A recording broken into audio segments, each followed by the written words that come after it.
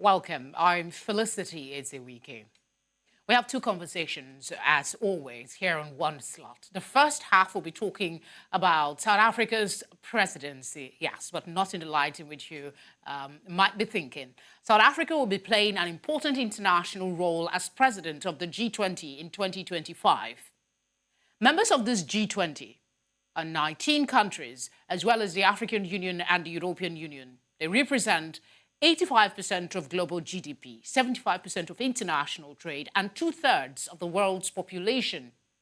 Now, because of its size and strategic importance, the G20 has a crucial role in setting the path for the future of global economic growth. During South Africa's presidential year, it will host a summit of heads of states and government. It will also be responsible for organizing and chairing about 200 meetings of ministers and officials.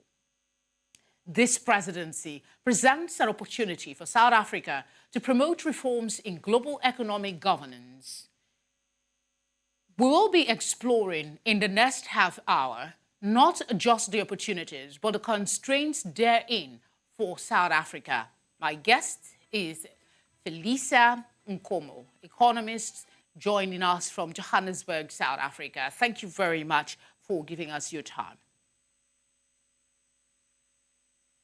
Good evening to your viewers and good evening to you, ma'am. We appreciate your time. Let's begin by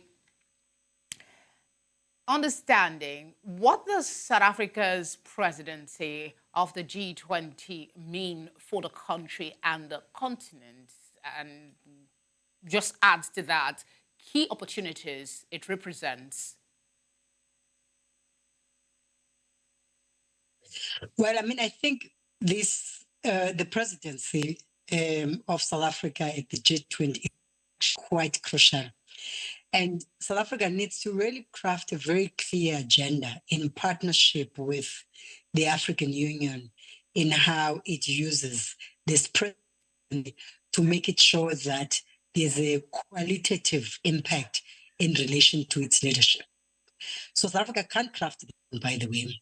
That's the first. And then the second issue I want to make is that, in fact, while South Africa will really be taking over presidency, it would actually be around, or it would be in the third round of what we call a global South country taking on this type of leadership. Brazil takes over from India, and South Africa will be taking over from Brazil.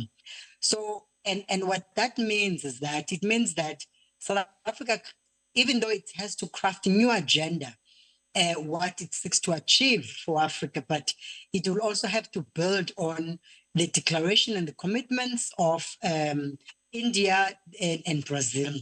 But the last point I want to make, by the way, that the hosting of the meetings like G20 and its impact don't really take place at the time of the G20 meeting. It takes place at the time when the baton has been passed on by another country.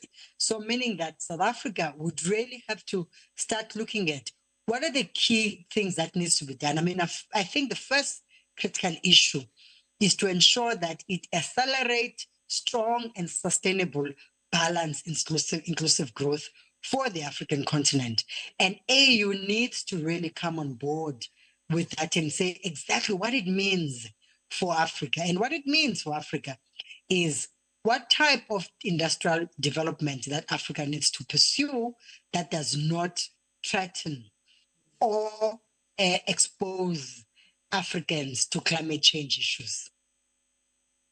All right. I'm just trying to write down some of the things that you said, because I have them covered in the questions, but I think we should just go along with the flow. And that will be when you talk about ensuring balanced, inclusive growth for the continent. Here you said Brazil, there is already an agenda which South Africa has to inherit from Brazil.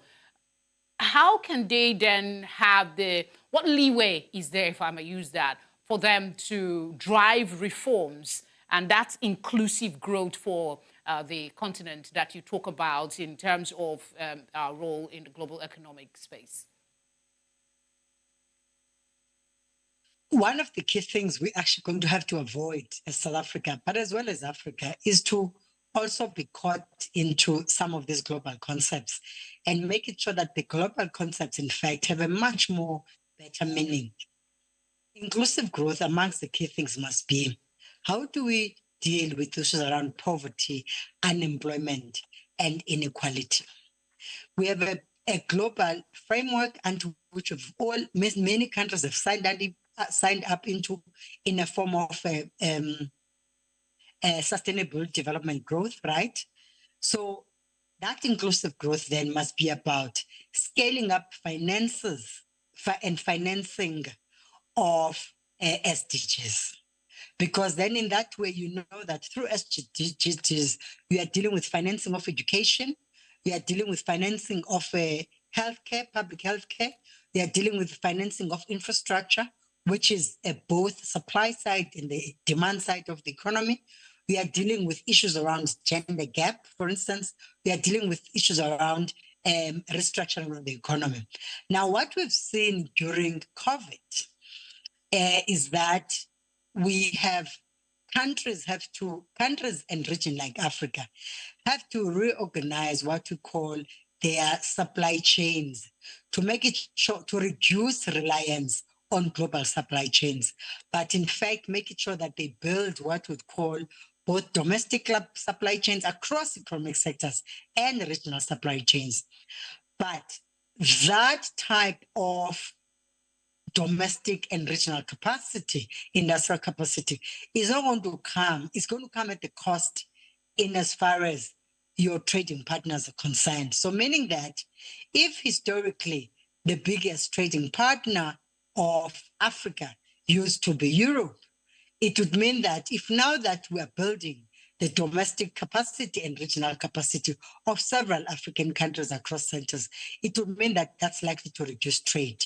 So the implications, therefore, is to make it sure that Africa pursues that. In fact, Brazil needs to actually deal with that issue as a matter of urgency. I think the second issue around inclusive is to promote what we call growth by urgently and addressing debt vulnerabilities within Global South and Africa. So we know that several countries actually struggle with debt management.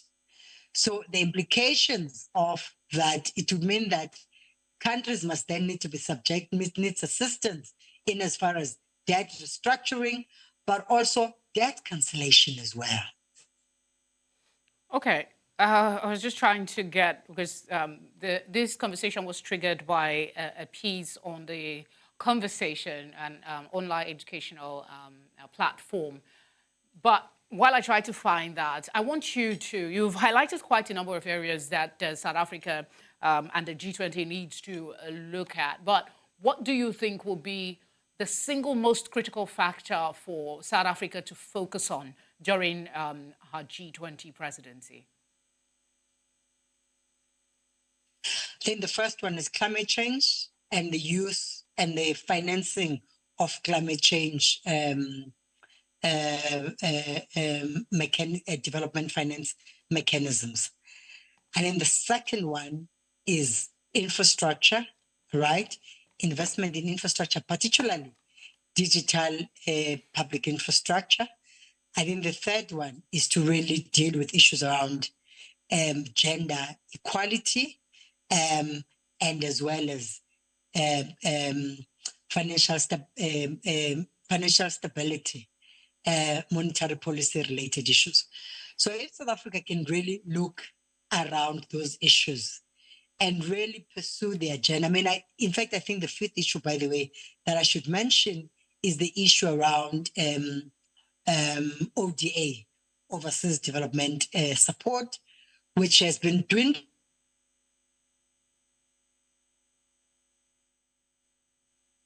Hello?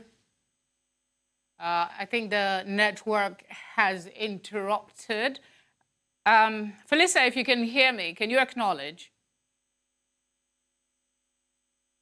All right, I think she's frozen for a bit, but if you're just joining us, we're looking at South Africa's presidency of the G20 for 2025, and we're looking at areas, some of the constraints that they might have, and how they can use that role to better amplify the needs of the continent. And Phelisa talked about, I asked her for a singular most critical factor, and she gave us more than one. She talked about climate change, infrastructure, she talked about gender equality, and she also talked about debt vulnerability. These are issues I would like her to take on, maybe one after the other as much as we have time. And we'll also be making an attempt to look at how this presidency will also help South Africa, what they should be looking at for their national interest as well. Let's try again. Phelisa, if you can hear me, can you acknowledge? I think we still don't have her, so we might need to go on a very short break. When we come back, we'll try and scale all of this together, and specifically how the country can balance her national interest and the need for the continental growth in the bigger picture. That's the global scene. Just stay with us.